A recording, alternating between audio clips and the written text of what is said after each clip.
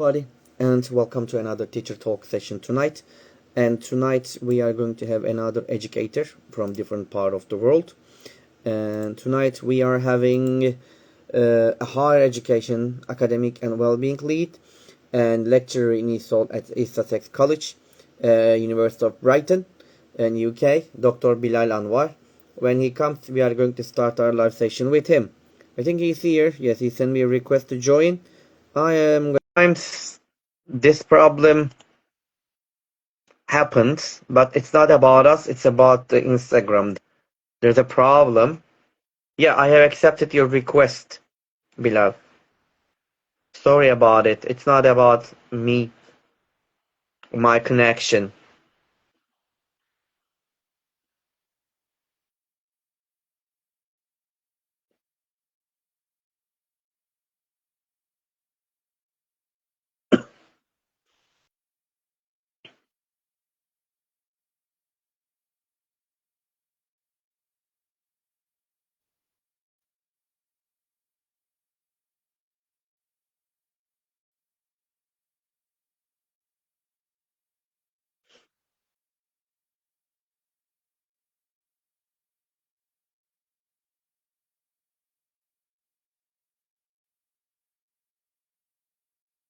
Just a moment, Bilal. Now I'll send you. All right. I send the invitation.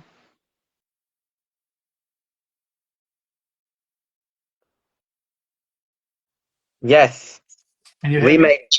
yes, we can Okay. see you, we can hear That's all you right then. clearly. That's all Perfect. right then. That's Okay. very good. That's So very good. yes, it's great to see you. And before starting it, I would like to say thank you very much for accepting my invitation for Teacher Talks and being our guest tonight. Thank you very much, Wolfgang. Thank you very much for having me. And good Wonderful. morning, good evening, good afternoon, everyone, from wherever you are. It's a great starting. By the way, before starting our live session, how do you want me to call you, Bilal or Dr. Bilal? Which one do Well, you it prefer? doesn't matter. Bilal would be fine, man. Yeah, All I right think, then. yeah, Okay, or Bilal. Okay, yeah. wonderful. And I know about it a little bit, but maybe our audiences would like to know about you. So can you please tell us about yourself a little bit and a bit about your experiences too? Yes, sure. Uh, Thank you. My name is Dr. Bilal Anwar, and I'm an English language specialist, and I'm also working as higher education academic and well-being lead at East Sussex College, University of Brighton in England. And I have I have plenty of experience of English language teaching. I have taught from Middle East to Southeast Asia and to some part of Africa and Wow. some part of South America as well. So I have quite an extensive experience traveling and teaching together. I'm an internationally published author, so I have two books on my shoulders, and then many research articles which I published in the field of language teaching and more specifically in the field of English language program evaluation. And I'm a traveler. I love traveling. That's what I do in my spare time. And I love to bring innovation, technology into teaching. But the most important thing is human-centered teaching. So this is what I do.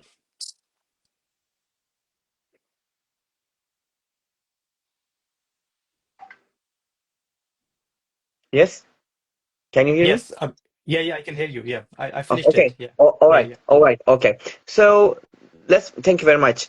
Let me to another question. So Bilal, Mhm. what was or were your turning point or points in your own education?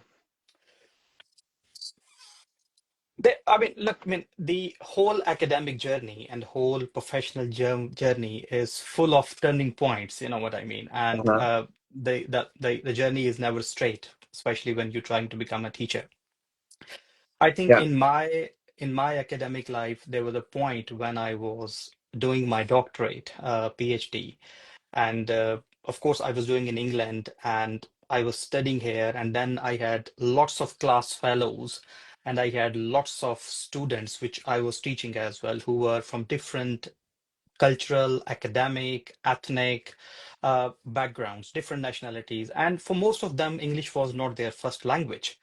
Uh, so I was observing those barriers which they were facing while studying and while teaching as well, you know, I mean, that kind of thing.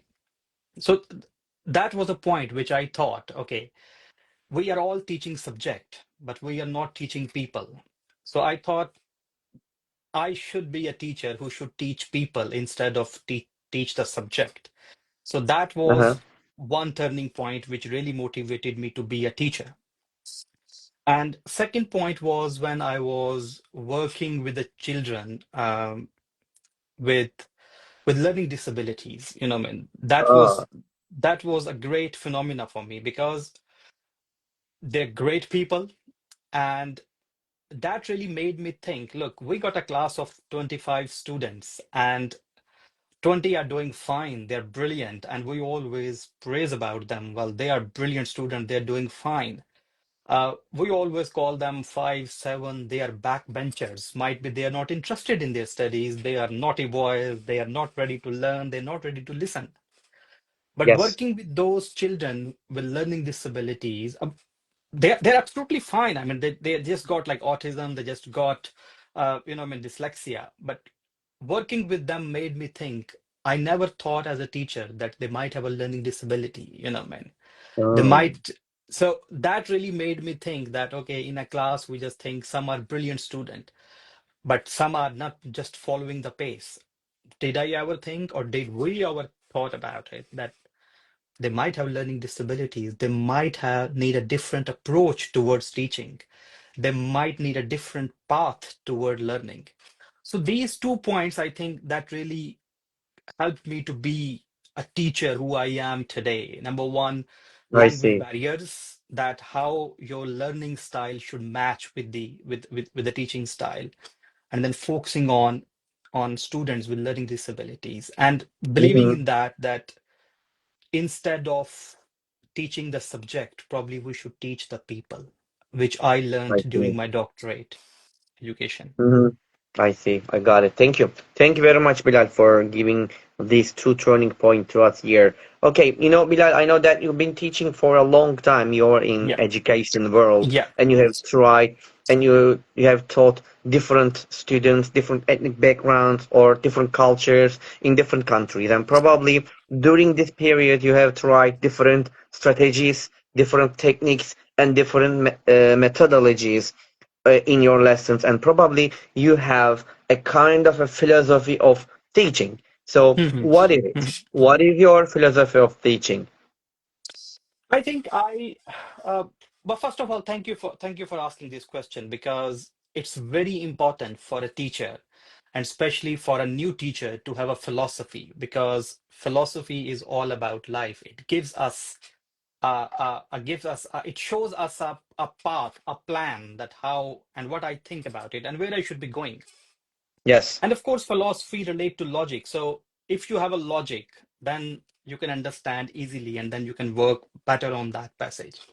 So coming back to my philosophy of teaching, I think I always say, and I always believe that my teaching philosophy is very much about human-centered teaching, which I Yes. also call it a compassionate teaching. Uh, Compassionate teaching. for Mm-hmm. me, for me, like technology, textbooks, chat GPT, all other kind of technology, it's just like a tool. Even the textbook is like a tool. You are using them as a tool in the classroom, you know what I mean? Yes. But for me, the Mm-hmm. real teaching is trust. For me, the real teaching is empathy. For me, the real teaching is giving confidence. For me, the real teaching is safeguarding. For me, the real That's very teaching important. is Mm-hmm. well-being. You know what I mean? So for me, this is very important, that yes, it should be human-centered, it should be compassionate, and I believe that instead of teaching the subject, I focus on my students how they can explore themselves instead of Ah, being taught. So my whole teaching philosophy revolves around compassionate teaching, which helps students to explore themselves, not only just learning the subject. I see. Thank you. Thank you very much, Bilal, for giving your philosophy and telling us what kind of philosophy you have. Thank you. Thank you very much. Bilal, we are educators, and you are a very you have a lot of experience in education. You just mentioned it. So I'm sure that as all other educators, you have also a lot of stories in your career. Some Mhm. bad stories, Mhm. maybe, some good stories, of course, some failed ones, and of course, I'm sure that you also have some success stories in your Mhm. career. Can you please tell us one or maybe two success stories of yours? But we want to hear something inspirational Mhm. to us, if you have. Mhm. Okay. Um, Thank you very much for this question. As you talked about that being a teacher, there are many stories, I mean, there are many times when we think, oh gosh, this is a success, and oh Yeah, gosh, oh, I would have done it in a better way. I mean, there are many moments in our lives, many moments. Like, right, if I would say probably every day there is such moment when you say, oh, brilliant, and then you say, come on, Bilal, you could have done it in much better way. What I mean? Yes, I mean, based upon my academic experience, which is quite diverse. I mean, talking about living in UK and teaching in UK, where we have lots of students who come from different backgrounds, and then we need to put lots of inclusion. And I'm talking about in a broader scale, which is like LGBT, LGBTQ, different ethnic backgrounds, different religion, so many, all those things, which we have to address in a classroom. But the success story which I believe is, and I would not, of course, I would keep it anonymous. I would not say the names of the students, and I will change the of nationality course, as well. of course. Hmm. So we few years before, a couple of years before, we received some students from a country, and they came to UK as asylum seekers, like refugees. So I that see. area was hit by the war, and lots of students, they came to UK, and we started teaching them English language. Brilliant students. They were doing brilliant in their fields, man. They were doctors, dentists, engineers, pilots, and all those, I mean, wonderful people with lots of experience, lots of expertise. But because now they're into the UK, so we need to integrate them into this English society. And to integrate, the first thing we need is language. So they are coming to us and they are learning language, and we are teaching them language.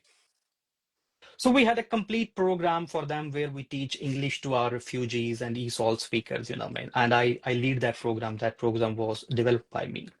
So I had a student. She was a female, and she came from a country, but had a traumatic experience in her life. I see. Hmm. And when I say traumatic experience, it was like a physical trauma, it was like an emotional trauma, and she has Oh, been a victim of abuse. And we talk about any abuse, man, that kind of thing. I see. Hmm. And in the classroom, she just came and she was just silent, not talking, not doing anything. She was a good student coming to class every day, but just silent, just because of the trauma and everything. So what I could do as a teacher, I could say, well, look, 3 months finish, 4 months finish, you did not do anything. Okay, bye bye. You could not do it. But no, that was not the approach. I think I dealt with her. I started talking with her, started giving her confidence, develop a good rapport with her, what I mean. And it took me 2 years. Two Wow. years. She was silently processing everything, what I mean, everything. And then she started participating in the classroom, started doing with students, what I mean. And after 2 years, she passed her IELTS exam with 7 band, what I mean. And she got admission in a Really? Wow. university. And she got admission in a university. So it took me 2 years, what I mean, because I was her mentor as well. So it's a slow process, what I mean, slow process. It takes. So I recently feel that that's a story, I mean, which I felt, come on, it gave me lots of trust as well on myself as well. And it gave lots of trust to my students as well, which I reflected in them. So that was one thing, man, which I had to really work hard with patience. Mm-hmm. And secondly, I was supporting a student who was doing masters in counseling, but she used to come and for the study skills, man. And she was a neurodivergent, man, going so many things in her brain at the same time. And the one first day she came, she started crying. She said, "No, I don't think so. I can do this." And I said, "Look, you will do it because we all believe in you. You will do it." And then the first question she asked, she said, "I even don't know what does my teacher ask? I don't know about this question." So we said, "Okay, let's sit together. Let's make this question into smaller segments and start writing about it." And eventually she has passed her counseling degree, man. So I was attending the graduation just 1 month, one month before. And I was looking her smiling with such a passion on the stage. And I thought, I remember the day she came and she was crying and she said, "No, I want to quit. I don't think so. This is my cup of tea. I don't think so. I would be able to do it." And now she's so happy on the graduation stage. So, I mean, that gives you lots of passion as well. That look, yes, I think that's Exactly. that's a very instant reward. You get it, I mean, your student is happy, and it's not about your salary, which is coming after a month. It's not about your promotion, which comes after 3 years or something. It's about instant reward, I mean, your student smiles, and then you get rewarded.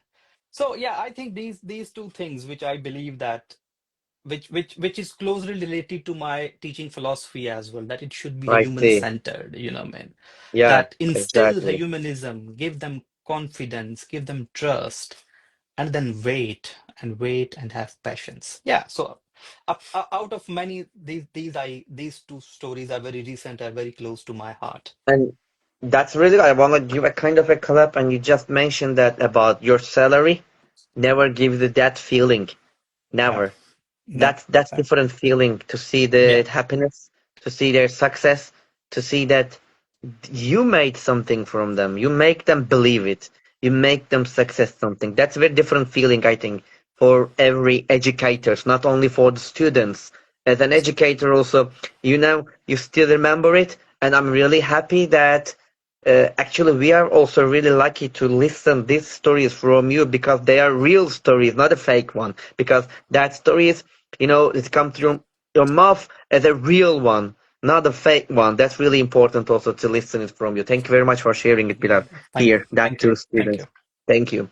And all right, so let's move to another questions because we have a lot of things to discuss. Thank you. Thank you very Superpower. much. Yeah. And you know that as a educators, we always, actually just a little bit mention about it, but I want to ask you that we always want to be successful in our classroom.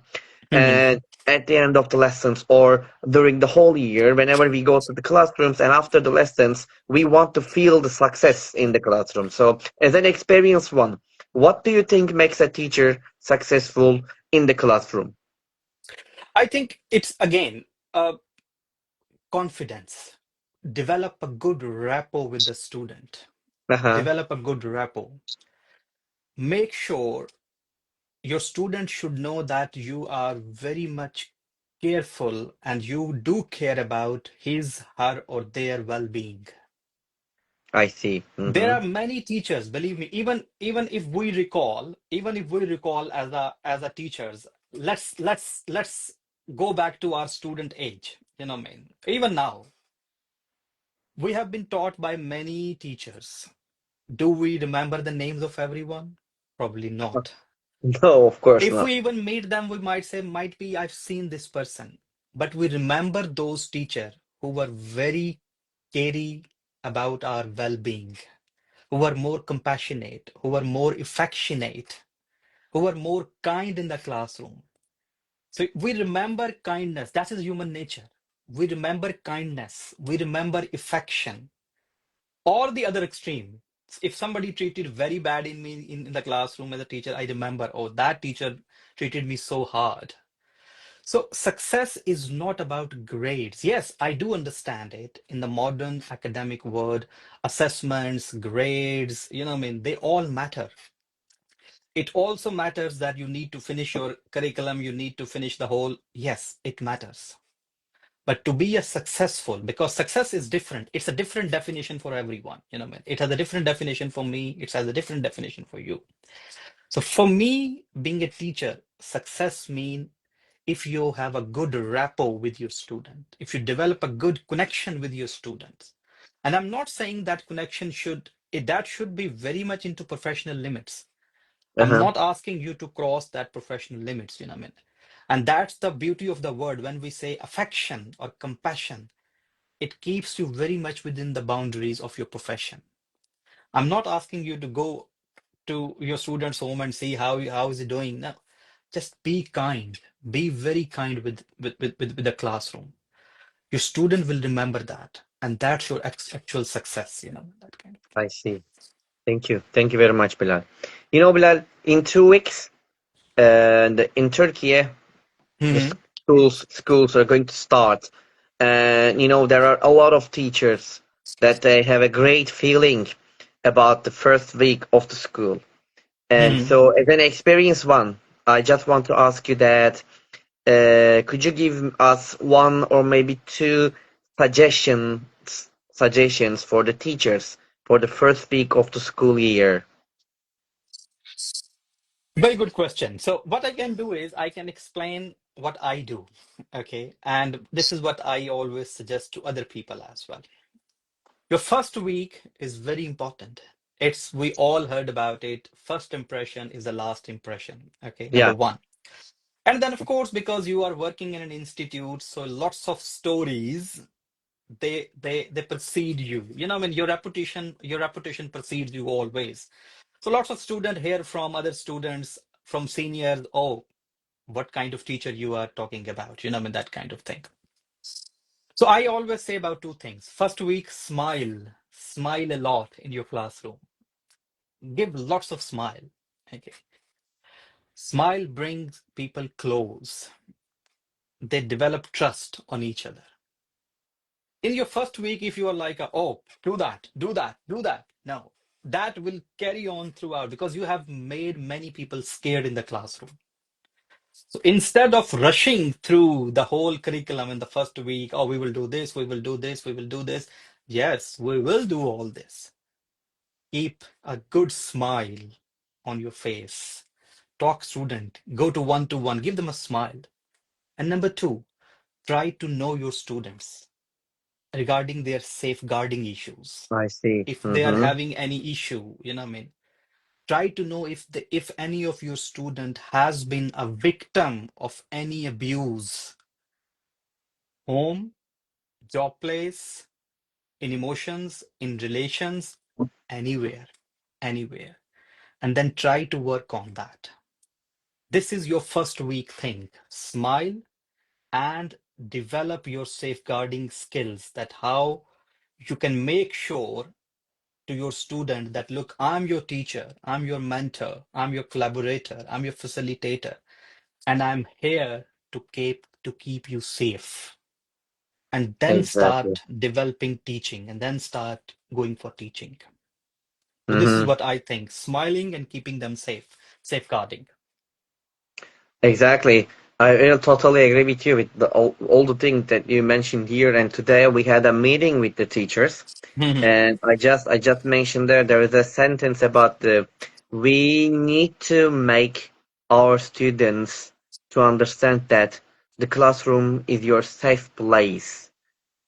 If we can make it, and the rest comes automatically. I think so. Exactly. I think, look, I mean, in the modern world, where, I mean, 10 years before we used to hear, well, knowledge is just on a click, the world is a global village. Now it is. It is, with the chat GPT, chatbots, Google, so many search engines. Knowledge is just on a click.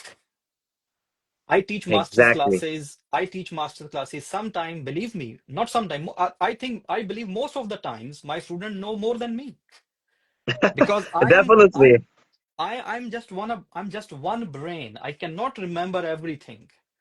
They are You're right. 25 students. They are might be having 25 different books they have read about it. And out of those 24, 25, I might have read only one, two, five, 10 maximum. So Mm-hmm. knowledge is there. So what I can do, I can just make sure that they feel safe, that they Yeah, can say anything they want to say. They can transmit that knowledge, you know what I mean? And we were talking about success. Remember, of course. we are not a delivery drivers. You This are is right. not our job. Our not job is just to go and deliver it. No, we are not talking about deliver. I think a successful teacher is who not only delivers, but who creates an environment where students learn. And I think creating this whole environment is more important. Mm-hmm. And you can create this environment even in the first week, by smile, by making sure they are safe, and give them a happy place where they feel their well-being is protected. Exactly, exactly. Thank you. Thank you very much for all the ideas you mentioned here below. You know that I would like to mention another very important point, which is well-being of educators, teachers. That's really important, as you know that sometimes we face a lot of, the difficult situations and struggling situations, and sometimes we feel really depressed, and Yeah, sometimes yeah. no one asks our feelings or well-being about it. So, but we can keep our well-being by doing small different things that makes us happy or feel relaxed or something like that, or focus on our job. So, as an experienced one, this question I really wonder what's Hmm. gonna say about it. Hmm. What's one small daily habit you think helps Hmm. educators, us, I mean, protect our or their own well-being? There are many, of course. First of all, let me follow up which you said. You said absolutely right, absolutely right. You know, what I mean, teachers' well-being is very important, very important. It's the same way. For example, if you are not safe, how you can make other people safe? Simple, simple idea. Yeah, You know, what I mean, definitely, definitely. simple. So first of all, your well-being is very important. Okay. Now, keeping well-being safe is a very broader area and it's very institutionalized. You know, what I mean, lots of things come from your management, which are doing so many things to keep Yes. your well-being protected. I will talk about them in a minute as well. But what I would say, give at least yourself 5 minutes one day, every day. Give yourself 5 minutes in which you just think about it. How was the day? When I sleep before, I give myself a 5 minutes. I just close my eyes and just reflect what I did today. You know, and that kind of thing. And think about it. Think about it. No noise, no phone, no stress, nothing, no thinking about anything else. Just give yourself 5 minutes. Reflect yourself, and that kind of thing. Okay. Number one. Number two, I always say people keep yourself well hydrated. Drink lots of water. Mm. Lots of water. If you are teaching a class of 3 hours, believe me, I would say at least drink 2 liters water in that 3 hours class, or even more than that. We It needed it. keeps, we need it. We need it. You know, what I mean, I always drink water. I have my lemon and my lime and a bit of mint in that. I love it. You know, what I mean, it keeps me very much hydrated. It keep me very much, what I mean, it give me lots of vitamin. My salt is okay, and all those Hey, kind of things. That kind of. So very important. Walk. Keep yourself even do a little walk, but give yourself a good walk every day. That kind of thing. So this is the thing which you can do it personally on a personal level. Okay. So then it come on a management level. So because I am the lead for well-being and safeguarding. So what we do is we announce lots of activities for our teachers. Of course, it's about having a free days. We have lots of contract with the gyms around our where I teach. So our teachers can use those gyms on a subsidized rates. We had lots of student teacher. We have lots of teachers interactions as well. For example, every month we have two coffee mornings where all the staff comes and they have a coffee together and they have a cake, in the department, and they talk about so many things. We arrange so many one-to-one talks with our higher education, sorry, HR departments as well. So they are very open to talk about so many things, So well-being on a personal level, yes, you can do it. Think about it, reflect, give yourself 5 minutes, drink lots of water, and keep healthy. Keep healthy, keep healthy. And then your management should think about all those kind of things, that how you can keep your teacher happy Mm-hmm. and motivated. Because if your teacher is not happy and motivated, believe me, your student will not be happy and motivated. Yeah, definitely. It's a simple formula. If you are safe, you keep other people safe. If you are happy, you keep other people happy. If you are motivated, you keep other people motivated. So we do lots of things. Being a management, being a managemental role, we do lots of things for our teachers. Sports activities, going to gym. Uh, we have lots of contract with the superstores where they can buy so many grocery items on subsidized rate. Lots of holidays packages, they come through a subsidized rate, so teachers can avail all of those, these kind of things. And then Mm-hmm. appreciation, for example, we have a proud award, PROUD, proud, which is P stand Yes. for positivity, O stand for opportunity, R stand for R stand for respect, O stand for opportunity, U stand for diversity, U stand for unity, and D stand for diversity. So Oh, we announce proud awards every month. So every teacher gets something, a P or a D or R or something, that how what did they contributed in that I month, see. that kind of thing. Yeah. So these kind of initiatives, they really keep people motivated. Well, okay, this year I got, for example, last month I got R, which is proud of R stand for respect, So and many other things like this. So these are the things which management can help to keep people's well-being happy. And on a personal level, yes, reflect, I see. That's very interesting point you mentioned here and very useful ideas Yeah. you give us. Great, great. Okay, so let's move to another Uh, question because yes, go ahead.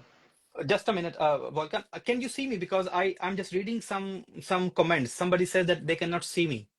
I mean, I mean, your face sometimes it goes, it's a little bit blur, but Okay, it's okay. it's fine. Yeah, That's I fine then. see No that. problem. No But problem. we No can hear problem. you clearly, but I think because of the connection, it's not about us. Anyway, No that's problem. okay. And yes, what it says here, Echo Warrior Squad is asking a question, I think. Let me ask. Some schools Yeah, here yeah. do not appreciate what you do and how important it is to feel valuable. Yes, by the way, where are you? I mean, in which country are you in? You mean here? Any suggestions want to say? Some schools here do not appreciate what you do and how important it is feel valuable. Okay. Well, I think I will give a reference from theology, from religions. Remember, prophets Ah, are, Chile. yeah, so remember, prophets are never praised in their own homelands. So none of the Mm, prophets were praised in their own homelands. Okay. Look, when we say we are teacher, we need to understand one thing, that we are doing our best. And our reward is teachers, is students. If they are happy, I think I should feel happy about it, that kind of thing. I never talked about it. Oh, I was not given award this time. That's fine. If my students are happy and I'm getting a good feedback from them, yes, I'm fine. But I'm talking about ideal situation. I do understand there are some schools, some administration who do not appreciate it. But remember, those organizations who do not appreciate good talent, they collapse very quick. And I have so many examples to talk about it. Organizations, they started very good, but they could not keep it because they were not valuing their staff members. So this is, I think management should think about it, that if they are I not see. valuing their staff, if they're not giving value to their staff, they would lose lots of good people, and then eventually Mhm. they will collapse. I see. Thank you. Thank you very much for the answer, for the comment about it. Okay. So Bilal, you mentioned that you've been, I think, working in different countries as an Yes. educator. Yes. So when you think about this, probably they have a lot of effects on your life, on your teaching, and whatever. What's one cultural experience? This can be kind of a travel, this can be art, this can be your tradition or etc. Hmm. That has influenced your teaching style so far. Okay. Th th there are many. Okay. I mean, I think when I was working in South America, because we were developing a program for the whole South America. That was the program run by National Geographic Learning. So we Ah, have to readdress the whole English as a foreign language policies in the whole region. So I have to go to different universities there I and see. talk about. So I think uh, when I was working in Colombia, people are very warm. It's a very warm culture. They love to talk to you. They love to engage with you, and that kind of thing. And that really, and I think that reflection, I took it in my teaching as well. That if a student is there, try to engage with everyone in the classroom. Do not think about it, well, the 10 are good, 15 are good, 20 are good. No. Engage with every student. Engage with every student. Show warmth, show your warmth, because that warmth student remember. So from Colombia, from South America, yes, I learned all those kind of things to be warm, to be warm in the classroom and be energetic, man. Be very energetic.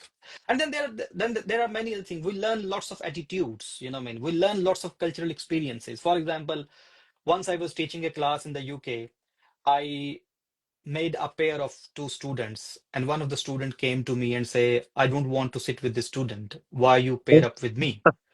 So I said, okay, what's wrong? He said, my country and his country, they are not politically collide. They are politically at war. So I don't want to sit with that student, I mean, that kind of thing.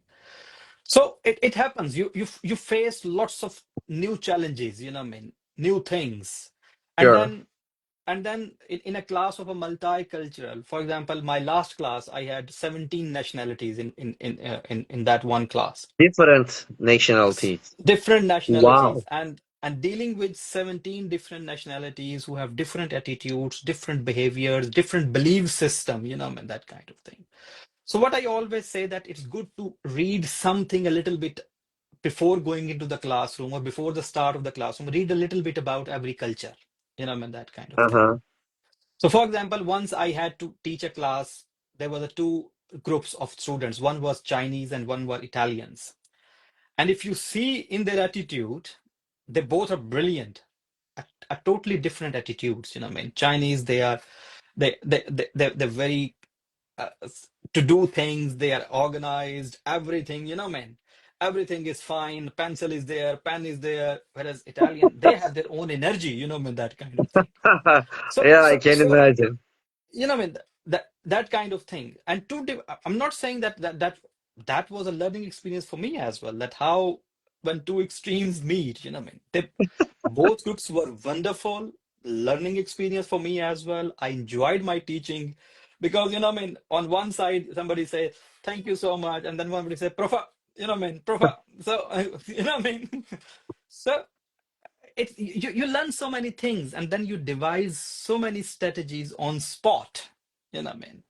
But Yeah, I sure. had a great cultural influence from South America when I taught there into different universities, that you should be warm, you should be very warm in the classroom, engage with I see. everyone.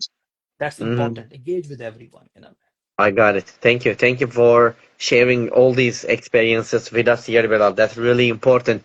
Bilal, uh, what I'm gonna ask you that we are teachers, or let's say educators or Hmm. trainers, and we always want to see a good examples or follow a good people path behind them. And Hmm. sometimes we think on our own, oh, I wish I could have a chance to work, Hmm. for example, that educator together, or this educator or Hmm. teacher, or I don't know, thinker, Hmm. something like that.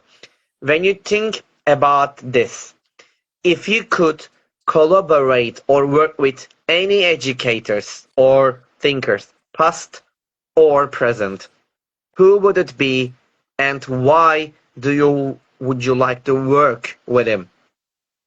Okay, so again, I mean, I going back to we did a project with UNESCO, United Nations, and Yes, that project was education for all, and we were based in Ghana, and we were, I mean, working on that project. So it's just quite recent. It's just like 6 years, 7 years before, which is still quite recent, I mean, that kind of thing. And I remember we went to the university and they showed us a language lab, I mean, a language lab. yes. So they took us to a room which was fully air conditioned, and they were having lots of computers over there and a perfect, neat, kind lab, and nobody inside the lab. So I asked the guy, I said, man, what's this? He said, it's a language lab. I said, okay.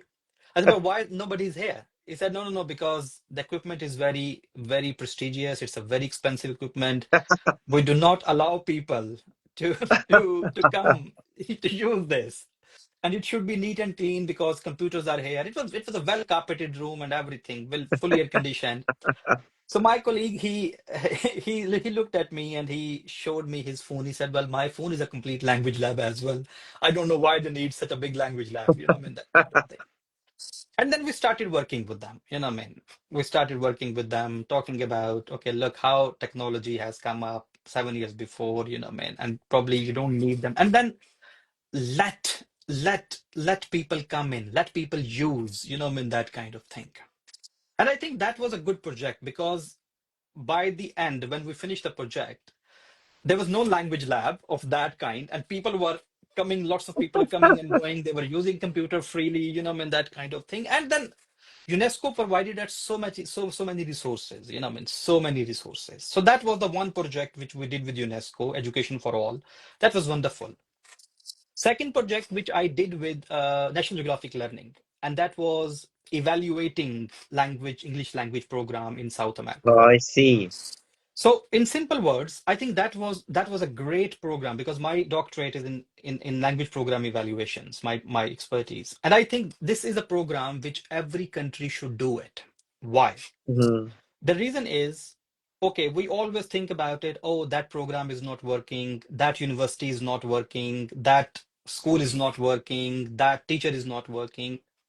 This is our assumption. This is our assumptions, man. And I see. assumptions, because there is no data, so it's just an opinion, and opinion without data is always biased. If you don't like any university, you will say, well, it's not working. So what does evaluation help? Evaluation help you to find out, is your program working or not working? And if it's working, how you can improve it? And if it's not working, what's the reason behind it? Why it's not working? Mm, I So see. when we did that project, if I can explain the whole thing in one sentence, that one sentence was, there was a big gap. There was a big gap between the wants and needs.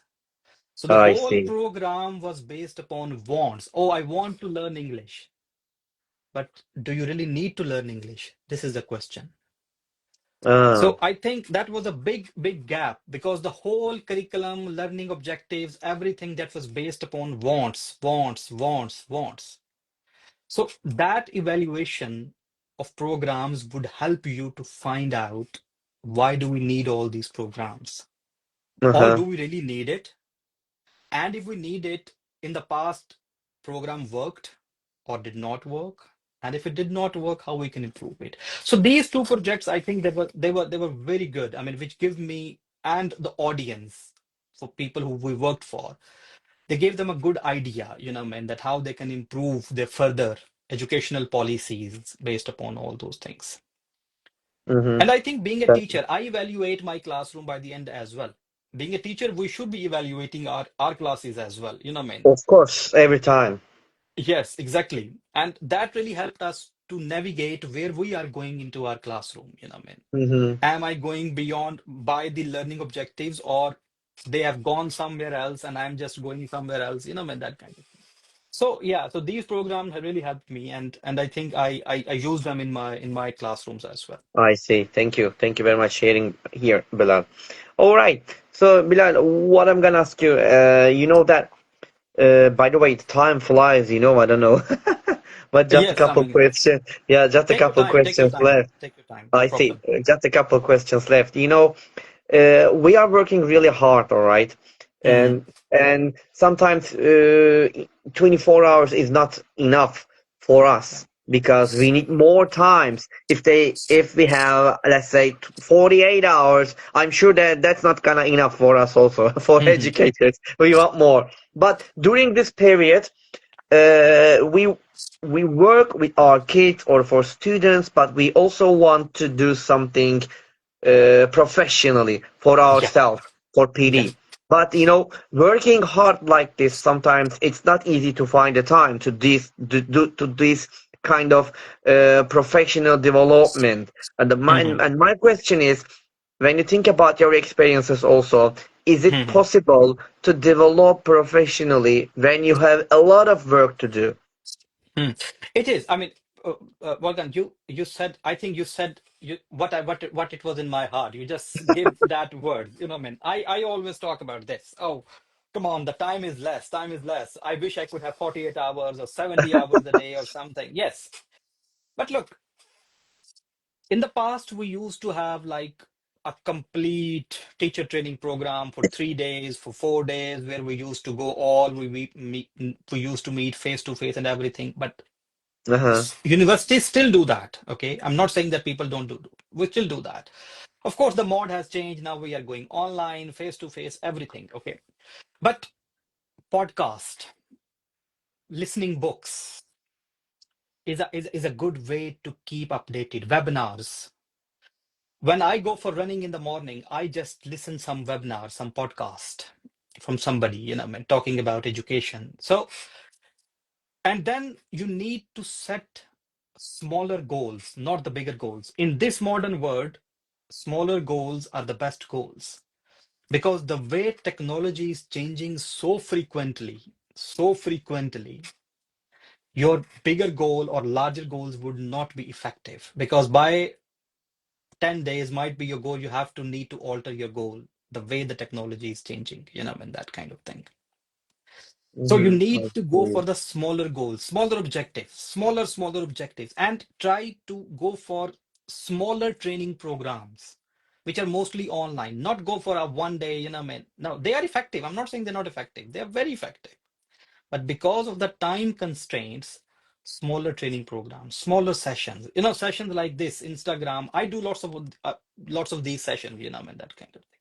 Because we learn.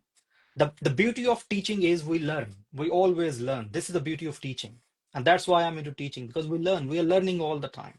We are learning from all the time.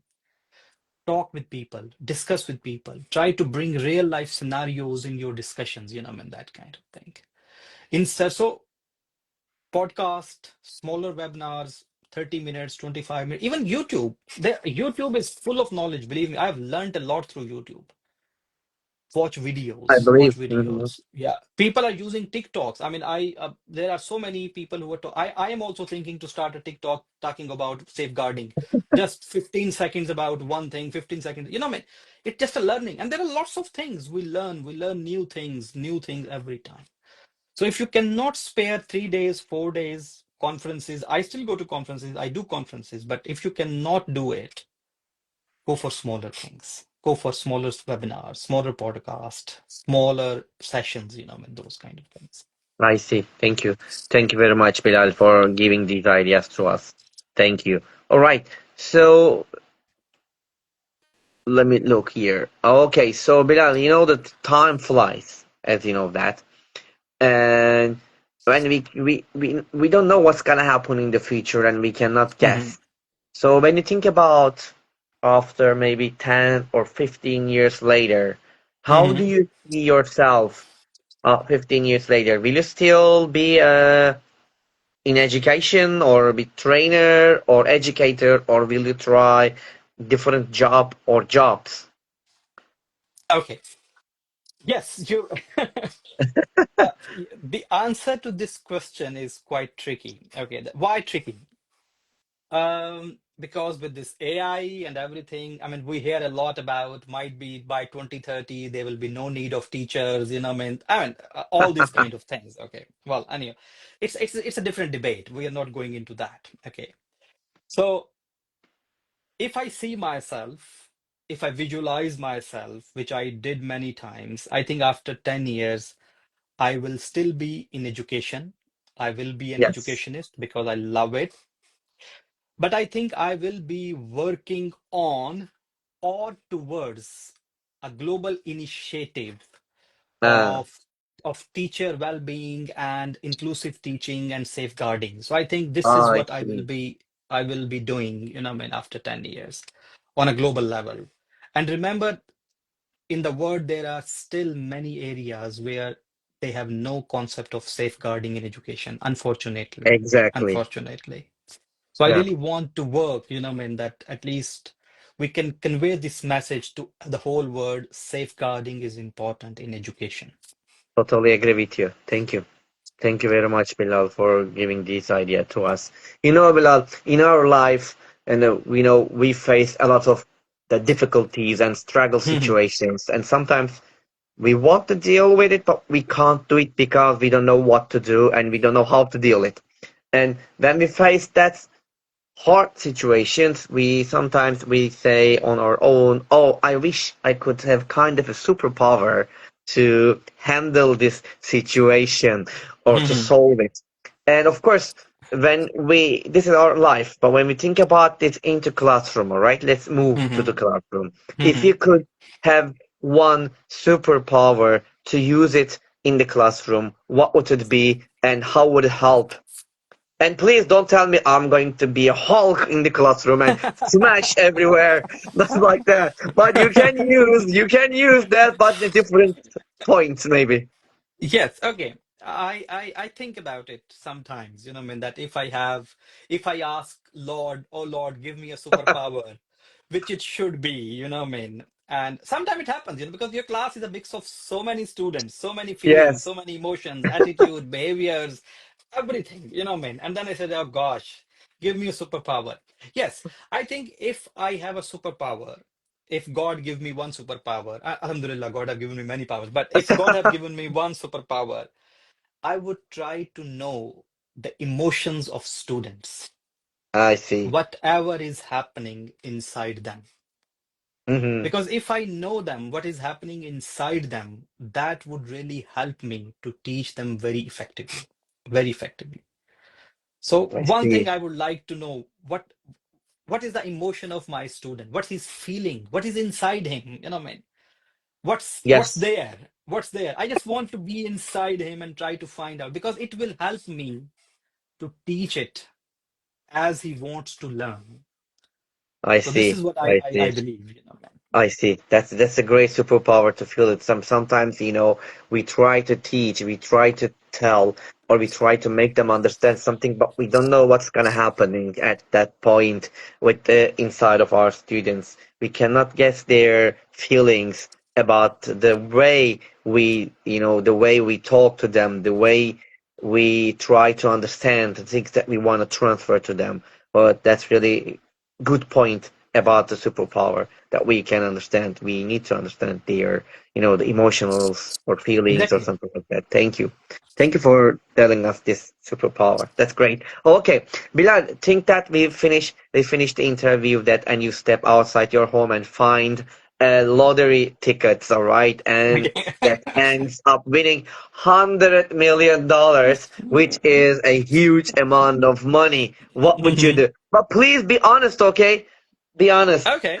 Yeah, yeah, yeah, yeah, exactly, exactly. I mean, look, I mean, yes. Well, God made me lucky one day when I get a lottery of $100 million. Yes, I mean, okay. Let's talk about it. Okay, if I get $100 million lottery, of course, I would buy few fun things. I love cars, so I would love to Of course. buy the nicest car, you know what I mean? I love big houses, so I would love to have a big house. I love traveling, so I would still love to go on a lots of travel. But I still remember this $100 million is a big amount, you know what I mean? Even if I do all those things, probably we would still have probably 96 or 95 or $90 million left, you know what I mean? Okay. I always thought about that if I have money, I would try to develop a consortium of different institutes, different educational bodies, so they can be together and they can develop something on indigenous research Ah, I of see. education. That every country should be doing a research on their indigenous issues and they should come up with the practical solutions of those indigenous issues. So that's my dream that if I could develop a consortium where people and institutes do research globally on the indigenous issues I so see. that they can come up with the practical solutions, you know what I mean?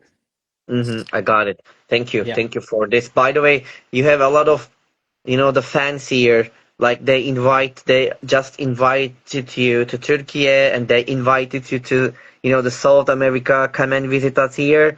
And I think as Demir, he's telling you that he should come to Turkey first, and then, Why and not, another man? Why one is not? South America. Echo Warriors invites you to South America again. Why not? Why not? No, why not? I mean, look, man. Send him the plane tickets and he can come easily. No, I mean, I think, well, I think the whole idea is because, as I said, I mean, not recently, for the last few years, I started working more on safeguarding and well-being. And eventually I find out, look, if I can keep one child safe today, Yeah, somewhere somebody will keep, when I would have a child, somebody would keep my child safe somewhere. So it's a very personal approach, but I that see. personal approach could be a professional and holistic approach, you know, I I mean, that see. kind of thing. I got it. So Uh, just do your job to keep people, please. I mean, there's a lots of abuse happening. We're not going into the detail. Probably we can do some other session someday about abuse, but make sure that your students are safe. I At see. least they should have one place where they come, I'm happy and I feel safe. That's all. Thank you. Thank you, Bilal. Okay. And you know that I just said that time flies. And now I'm gonna ask you my last question and the hardest one. Ready for No it? worries. Yeah, yeah, yeah. What is your motto? Okay. I uh, I always believe that, okay, but I will sum up my whole motto in one line as well. But I believe serving, serving each other with love. I also believe in that we should have a courage to know, you know what I mean? And these were the mottos of my alma maters as well. So I took them as they are. But when I see my motto, I always believe that being a teacher, if you're asking me my motto being a teacher, that is teach with heart, learn with curiosity, and live with purpose. I see. Great. Thank you. Teach with heart, learn with curiosity, and live with a purpose. Wonderful. Thank you. Thank you very much, Bilal. Great. All right. So I've asked all my questions, Bilal. And you know that before ending our live sessions, would you like to add anything else in couple sentences to our audiences and give any suggestions to them? First of all, thank you very much for listening me. I really appreciate it. I really appreciate it that everybody, whoever is here, they listen to me. And Volkan, thank you very much for giving me the option to give me a You're safe welcome. space to talk about it. And I felt it very much motivated. I felt very safe. And I felt very enthusiastic talking about all those kind of things. And I mean, so thank you so much for giving me my space where I felt so much safe and confident to talk about so many things. Thank you so much for people who have been commenting and talking about asking question. Yes, I would love to come. I love traveling. I have been to 90 plus countries, and I'm sure this will continue talking about. But my last message to everyone, which is I always believe, please stay safe and keep your children and students safe in the education. That's all. Rest, everything is there, knowledge is there, but you can keep students safe, and that's your responsibility. So I please stay see. safe and keep everyone safe. Wonderful. Thank you. Thank you very much, Bilal, for this wonderful session. And I would like to say one more time, thank you very much for your suggestions, for your advice, and also I especially want to thank you for your precious time you spent with us here. That was really important for all of us. Thank you. Thank you very That's much. very kind of you. Okay. That's very kind of you. That's very And kind of you. Doctor, wonderful. Dr. Bilal Anwar was with us here, and we had a fruitful sessions with him here. And as you know that we are going to be here next week, and as you know that every Monday at 9 p.m.